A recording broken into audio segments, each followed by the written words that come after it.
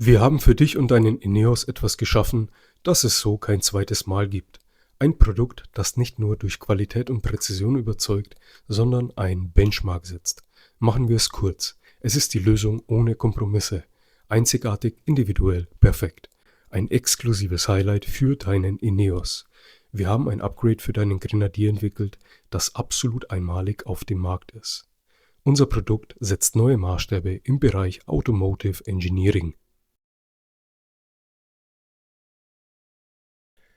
Herzlich willkommen, ich bin Philipp. Mit FS Automotive Engineering haben wir uns auf tiefgreifende Softwarelösungen spezialisiert.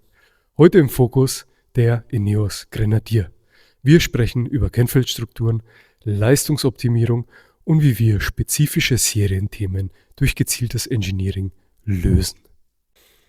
Ich möchte dich heute mit hinter die Kulissen nehmen, um dir den enormen Umfang unserer Entwicklungsarbeit zu verdeutlichen. Wir räumen mit dem Klischee Chiptuning auf und tauchen tief ein in die Welt der Softwareapplikation. So bekommst du ein klares Bild davon, was wir am Ineos Grenadier technisch wirklich bewegen. Mein Ziel ist es, dass du am Ende genau verstehst, wie viel Herzblut und Know-how in unserer Arbeit am Ineos Grenadier stecken. Ich wünsche dir viel Spaß beim Video. Folgende Kernpunkte standen im Zentrum unserer Betrachtung für die technische Evaluation und Validierung des Projektes. Für den Grenadier Diesel haben wir 4 Leistungsstufen im Portfolio, für jedes Fahrprofil das passende Produkt sinnvoll abgestuft. Den Anfang macht das erste Paket. Hier kommen wir der Serienleistung des BMW X5 G05, der als Spender diente, sehr nahe.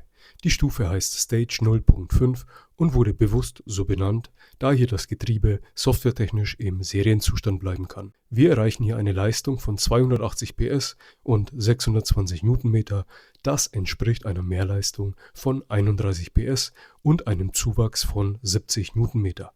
Die Stufe 0.5 richtet sich an den preisbewussten User, der keine Getriebeoptimierung wünscht, dennoch mehr Leistung und Drehmoment erfahren möchte. Nun switchen wir zum 4. performanceorientierten Paket, der Stage 2. Sie beinhaltet immer eine Getriebeapplikation und liefert eine Leistung von 335 PS und 730 Newtonmeter. Das entspricht einer Mehrleistung von 86 PS und einem Zuwachs von 180 Newtonmeter. Die Stage 2 richtet sich an Fahrer, die das volle Potenzial des Antriebsstranges ausschöpfen wollen. Und zu guter Letzt die Stage 1 bzw. Stage 1 Plus für den User gedacht, der noch keine Berührungspunkte mit dem Thema Optimierungen hatte und hier seine ersten Erfahrungen mit Softwareapplikationen sammelt.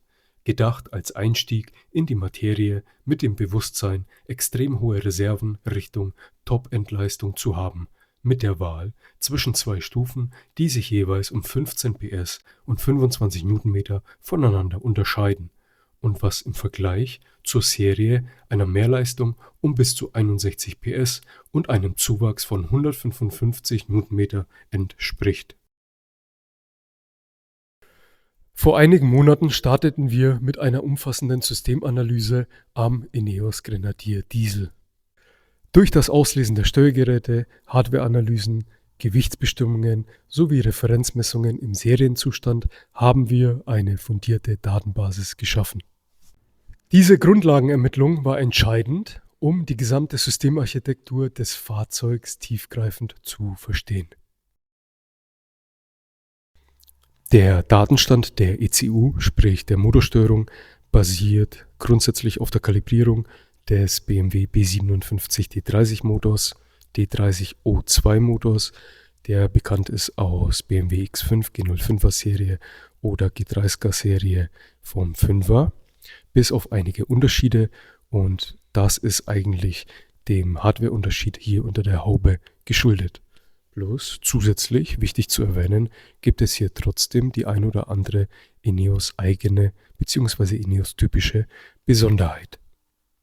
Die TCU, sprich die Getriebesteuerung, ist da schon grundlegend anders bedatet. Sie basiert zwar in ihren Grundzügen immer noch auf einer BMW X5 G05 Kalibrierung unterscheidet sich aber zum Beispiel in Sachen Struktur schon mal massiv.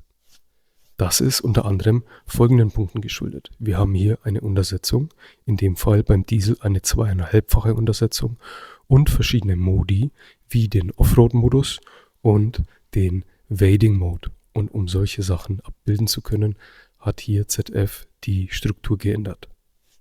Fehlende Funktionen in bestimmten Bereichen zeichnen hier den INEOS aus. Es ist ein reiner ZF-Datenstand, der in bestimmten Bereichen der Kalibrierung sogar Ähnlichkeiten zu anderen OEMs aufweist. Folgende Punkte standen auf unserer Agenda im Vordergrund. Serienthemen wie das komplexe Thermomanagement in Verbindung mit dem fragilen Batteriemanagement, da der Wagen bereits in Serie hohe Wassertemperaturen sowie ungeachtet der Batteriespannung lange Lüfternachlaufzyklen fährt und somit die Batterien hart belastet werden. Verbrauch und Emissionsausstoß, Steigerung der Haltbarkeit, Erhebung belastbarer Leistungswerte, die Verbesserung der Fahrbarkeit und die Steigerung der Offroad-Fähigkeiten. Kommen wir zu den Hardfacts unserer Entwicklung. Wir haben über 1100 Liter Sprit verbraucht für Test- und Abstimmungsfahrten. Wir haben über 500 Stunden Entwicklungszeit am Rechner verbracht. Wir haben über 40 Prüfstandsläufe unter Realbedingungen absolviert. Wir haben über 8 Wochen lang täglich geflasht und sukzessive Step by Step kleine Änderungen einfließen lassen und neue Funktionen implementiert. In Dauerschleifen haben wir unsere Datenstände immer weiterentwickelt, bis wir an dem Punkt angekommen waren, an dem wir realisiert haben, wie ausufernd umfangreich unser Produkt gewachsen ist. Was als Idee begann, das Potenzial des BMW-Triebwerks freizulegen, hat sich zu etwas weitaus Größerem entwickelt. Mit unseren 4 Leistungsstufen und einer perfektionierten Getriebeabstimmung haben wir ein Niveau an technischer Präzision erreicht, was exakt auf dieses Fahrzeug zugeschnitten ist. Erst im Rückblick auf das enorme Pensum der letzten Monate wird deutlich, wir sind weit über unsere ursprünglichen Ziele hinausgewachsen und haben neue Maßstäbe gesetzt. Es gilt explizit festzuhalten, dass die Steigerung der Spitzenleistung gegenüber der funktionalen Systemintegrität ein sekundäres Entwicklungsziel darstellte. Betriebssicherheit, thermische Stabilität und Lastkollektivverträglichkeit stand im Entwicklungsfokus. Im nächsten Video erhältst du von mir detaillierte Infos zum Optimierungsumfang und zum Thema Bauteilschutz. Bei Fragen zum Grenadier kannst du uns gern über unsere Homepage kontaktieren. Dort findest du umfangreiche Infos zu allen Paketen rund um das Thema Motor und Getriebe. Alle Infos aus dem Video sind auch hier stichpunktartig nochmals aufgezählt.